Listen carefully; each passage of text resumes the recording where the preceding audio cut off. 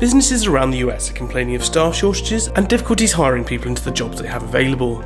The issue is being felt across the economy, with everywhere from airlines to factories struggling. Ask people what is driving it, and many will reply it's the expanded government benefit schemes during the pandemic. Combining these with stimulus checks, and it's making people less willing to work. And there is an element of truth to this. However, the expanded federal unemployment benefits run until September 6th, although 6 states have ended these earlier. Whilst unemployment claims are still elevated compared to before the pandemic, it's by far less than was the case last year.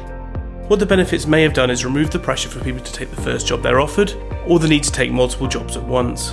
And whilst benefits aren't the absolute cause, it is creating an environment which other factors are benefiting from. So what else is driving the shortage? The pandemic hangover. With months being told to social distance and wear masks, it's perhaps not that unsurprising that people are less willing to work in public-facing jobs. This is especially impacting restaurants, retail stores, and other service industries such as gyms and airlines. The pandemic gave many people a first taste of remote working. For those that enjoyed the experience, the idea of going back to the office is one they want to avoid, and as a result they're leaving their jobs to find ones which will accommodate their new preferences. For others, childcare is their new priority.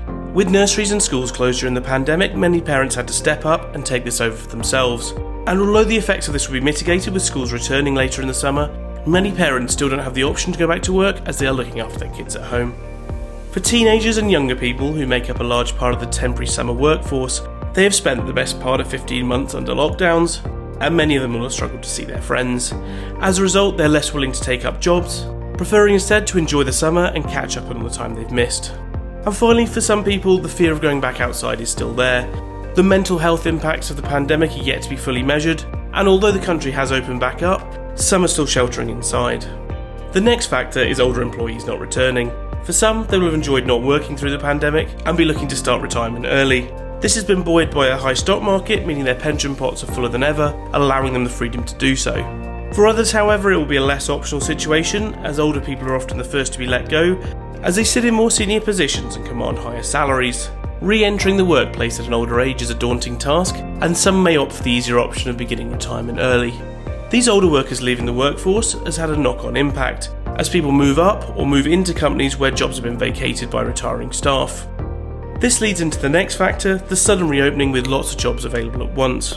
We've never really had a situation with so many jobs becoming available at the same time, as states relax rules and people go out to spend money.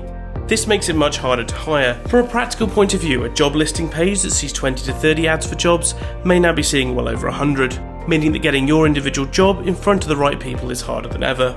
There's also a skills shortage. As businesses have closed, they haven't been training new staff for some time, meaning that advertising for a cook example may mean that you need to bring in someone junior rather than someone fully trained. Another factor which is opening up more jobs is that people that would have left during the pandemic have stayed in their roles to protect their income. Now with things opening up again, they're leaving their jobs that they would have left a year ago, creating more vacancies and pressure on the system. So there is a wide variety of factors beyond the simple benefits and stimulus checks answer.